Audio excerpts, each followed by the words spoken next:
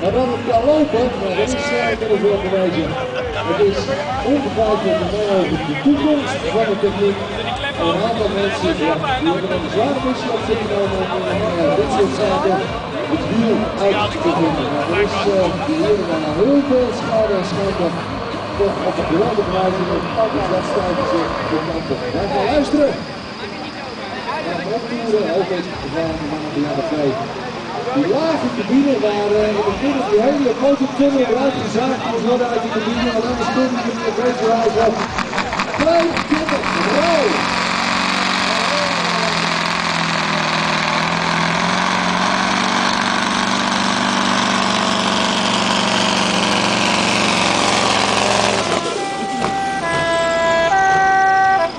Dit is wat ze doen op geen klapverkeer. Dit is geen klapverkeer. Zo!